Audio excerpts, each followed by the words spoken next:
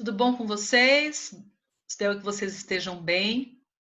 E nós daremos início agora à minha aula de hoje. O tema será edulcorante, alimentos Diet Light. Tudo bem? No primeiro momento eu vou falar a respeito dos edulcorantes.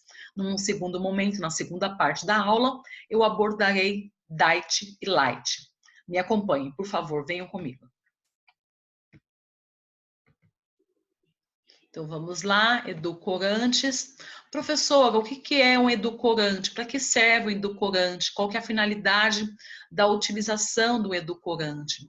Então agora nós colocaremos aqui em evidência a sacarose, que é o açúcar de mesa, o açúcar refinado, né?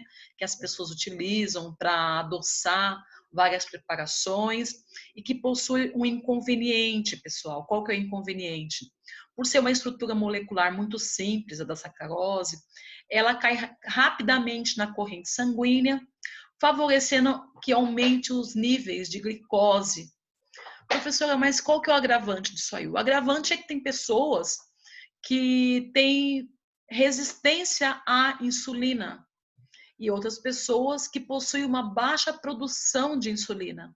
Logo, não consegue transportar essa sacarose da corrente sanguínea para os tecidos, para as células, né, dos nossos tecidos, dos nossos órgãos, né? Enfim, então, como existe esse agravante, então agora essas pessoas, a orientação médica quase sempre será a utilização dos edulcorantes ou dos chamados adoçantes, tudo bem? Um outro público que utiliza muito também esses edulcorantes ou adoçantes é aquele grupo de pessoas que deseja emagrecer, reduzir peso, né? Então, uma vez que a sacarose eleva os valores calóricos da dieta, né? Uma simples colher de sopa contém 110 calorias na composição, uma simples colher de sopa de sacarose. Isto é muita caloria, porque eu vou adoçar um suco. Quantas colheres são colocadas? 2, 3 colheres? Olha a quantidade alta de calorias, né? E quando se utiliza os edulcorantes, alguns possuem caloria, outros são zero de calorias, então eles têm esse poder de doçura semelhante ao da sacarose, por isso que eles acabam sendo utilizados como substitutos, tudo bem? Tá? Então a matéria-prima dos adoçantes não são absorvidas pelo organismo, ou então são utilizados porque contém um poder calórico muito reduzido quando comparado ao da sacarose, tudo bem? Então, quando eu falo de edulcorantes, são duas classes que eu tenho que lembrar, que eles podem ser de origem natural ou de origem artificial. Os artificiais são aqueles que são produzidos nos laboratórios, enquanto os naturais são extraídos de vegetais ou então de frutas. Não necessariamente açúcares que possuem capacidade de adoçante superior à da sacarose. Então, não necessariamente eles possuem um grau de doçura, né, superior ao da sacarose. É importante que a gente entenda isso. Alguns é muito maior, outros são parecidos, são próximos da sacarose, e nós estaremos discutindo sobre esse poder de doçura sobre deles, ok? Aqui nessa aula. Então, falaremos agora sobre os edulcorantes naturais. Quais são eles? A estévia, estevosídeo, sorbitol, manitol, sucralose e o xelitol, enquanto os artificiais são a sacarina, o ciclamato, aspartame e o acesulfame de potássio. Tenho certeza que vocês já ouviram falar sobre eles, né? Então, sobre o estevosídeo, é importante que vocês entendam o seguinte, que ele é extraído de uma planta, a qual chamamos de estévia, possui poder edulcorante relativo a 180 vezes maior do que da sacarose, tá? Ele é estável a altas temperaturas e também é meio ácido. Apesar de nós termos vários trabalhos que falam dessa estabilidade em altas temperaturas e meio ácido, nós temos na atualidade também trabalhos que referem que ele não deve ser utilizado em altas temperaturas. Então, na dúvida, nunca utilizar o estevosídeo para forno fogão, para altas temperaturas, no máximo aí um chá quente, no máximo aí um café quente, ok? Um leite quentinho com café, ok? É essa a indicação. É um adoçante do tipo nutritivo, No entanto, o preço dele, o custo, é um valor assim, intermediário entre a sacarina e um xilitol, que é bem mais caro, né? A classe da sacarina, ciclamato, são os de menor custo. O stevia é um custo intermediário. Eu tenho um exemplo aqui, né, para vocês, stevia. E outra vantagem dele é que ele é zero de calorias, ok? Temos o sorbitol. O que é o sorbitol? O sorbitol, ele é um polialcool, né? Então, ele vem através de uma formação alcoólica da sacarose que eu te retirei da onde? Das frutas, tá? Ele possui um poder edulcorante em torno de 60, um grau de doçura de 60, um valor calórico semelhante à da sacarose, tá? E o sorbitol, na atualidade, ele acaba sendo bastante utilizado em produtos que são comercializados. É importante que vocês tomem cuidado com o consumo, com a orientação do sorbitol. Por quê? Porque o sorbitol, se consumido em excesso, numa quantidade alta, né? Não somente daquela porção, mas uma alta quantidade, ele possui um efeito laxativo. Então, a pessoa vai ficar indo ao toalete com diarreia, tá? Porque ele possui esse poder laxativo. E mais do que isso, se consumido em excesso, o excesso pode favorecer a perda de cálcio do organismo do ser humano. Então, deve-se tomar cuidado, né, quanto ao consumo exacerbado do sorbitol. O manitol também é um tipo de polialcool, agora não mais, né, da sacarose das frutas, mas sim da fração manose das minhas frutas. O poder edulcorante dele relativo é em torno de 50. O valor calórico também é semelhante da sacarose. E temos também a sucralose, que é de origem natural, né? E a sucralose tem poder edulcorante relativo 600 vezes maior do que da sacarose. O bacana da sucralose é que ela não possui sabor residual, por isso ela acaba sendo bastante utilizada pelo público, né? No entanto, mesmo não tendo sabor residual, o custo dela é bem mais caro quando comparado do estevosídeo, do manitol, do sorbitol, da sacarina, do ciclamato, tá? Aqui está numa classe assim de um edulcorante muito mais caro, então acaba sendo restrito a um público de poder aquisitivo mais alto, né? Então não tem sabor residual, ele é estável também em altas temperaturas de cocção, né? E um poder edulcorante em torno de 600 vezes maior do que da sacarose. A utilização da sucralose tem que ser em torno de, no máximo, 15 miligramas por quilo de peso do indivíduo que está consumindo. E é um adoçante não calórico. E não é reconhecido como carboidrato, ok? Apesar de ocorrer uma conversão da estrutura da sacarose, ele não é reconhecido como carboidrato, é zero de calorias, mas possui um agravante. O agravante é porque o cloro, ele possui cloro na sua composição, e esse cloro, ele compete com o iodo, então não deve ser prescrito para pessoas que possuem desordem da tireoide, complicações da tireoide, tá bom? É isso sobre sucralose. E a sacarina. A sacarina é um dos tipos de edulcorantes mais utilizados, muito utilizado pela população diabética, pessoas de baixa nível socioeconômico, porque é muito baratinho a sacarina, tá? Então, possui poder edulcorante relativo a 300 vezes maior do que da sacarose, mas tem um agravante, é o sabor. Tem um sabor amargo, né? As concentrações, em concentrações altas, né? A sacarina, ela é derivada do petróleo, tá? Então tem aquele sabor residual. Então aqui no Brasil, o que eles fazem? Eles acabam misturando a sacarina com o ciclamato, porque uma vez que você mistura, né, você reduz o gosto amargo da sacarina. Né? Então eles utilizam duas partes de ciclamato para uma parte de sacarina, e dessa maneira você reduz, né, aquele gosto amargo da substância e consegue ser comercializado por um preço bem acessível, bem baratinho.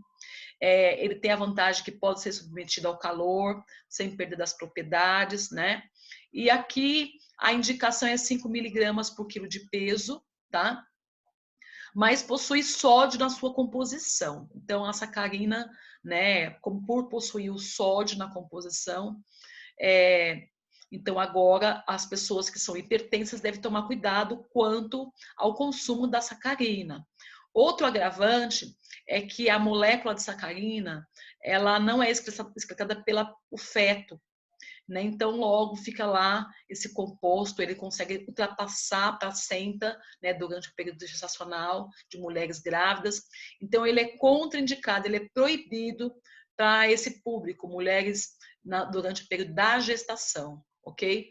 E pessoas hipertensas não possuem a melhor indicação. É necessário colocar um outro adoçante, uma vez que possui sódio na sua composição. O ciclamato, como eu falei, quase sempre é produzido junto com a sacarina, né? Porque ele é 30 vezes maior o poder de doçura do que da sacarose, né? Mas ele tem um sabor assim mais agridoce, tá? E por possuir esse sabor, é onde eles acabam misturando, né? Ciclamato com sacarina, para reduzir o sabor amargo da sacarina, tá? Ele também é estável em altas temperaturas, tem longo prazo de validade, mas infelizmente nos Estados Unidos ele é proibido, porque o ciclamato, nós temos trabalhos feitos no público de animais que demonstra a sua relação com cânceres. Aqui no Brasil ele é aceito, tá? Mas o que eles fazem é colocar uma dosagem de segurança. E a dosagem do ciclamato é 11 miligramas por quilo de peso, tá? Que é o valor limite para ser consumido desse ciclamato. Tá? 11 miligramas por quilo de peso, tá bom? E outra complicação que é muito relatado é a chance, né, da utilização do ciclamato em desenvolvimento de câncer no sistema urinário, tá? Então, é importante que seja observado, né, os trabalhos, mas aqui no Brasil o que eles fizeram foi delimitar a dosagem, colocar 11 miligramas como dosagem de segurança, 11 miligramas por quilo de peso, né? Então eles delimitaram e aí nessa quantidade eles alegam ser o consumo de forma seguro, né? Nós não temos trabalhos, mas é o que eles determinam, né? Os órgãos relacionados aí com essa parte da segurança. Temos o aspartame, que também é um tipo de adoçante artificial, né?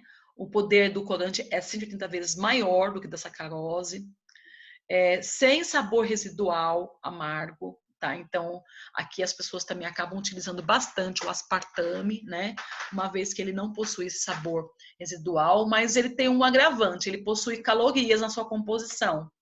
Então, em pó, 4 calorias por grama e 1,3 calorias para cada 10 gotas, né? Então, ele possui um pouquinho de calorias, tá? Acentuado o aroma de sabor de frutas ácidas, tá? Ele é instável em altas temperaturas. Então, aqui agora, eu não vou utilizar o aspartame em alimentos quentes. A indicação é a não utilização, tá? Então, é importante também que vocês entendam que o aspartame ele é obtido por método químico, né?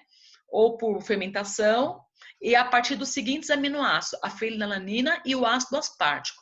E durante muito tempo ficou, né, aquela indicação, será que todo mundo poderia consumir o aspartame, né, porque ele provém da fenilalanina. Então, na atualidade, o que a gente falou é o seguinte, que ele não deve ser usado quando você vai levar para cocção, para alimentos assados, e nem por pessoas que possuem a doença, a qual chamamos de fenilcetonúria, tá? Pessoas que possuem dificuldades quanto à degradação da fenilalanina. Então, fenilcetonúricos não devem consumir o adoçante do tipo aspartame, tá?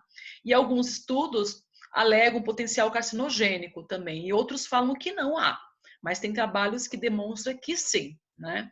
Então, na atualidade aqui no Brasil, existe a indicação, ele pode ser utilizado, tá? Só que existem trabalhos internacionais que falam, que questiona, né, esse grau de segurança contra o desenvolvimento de doenças.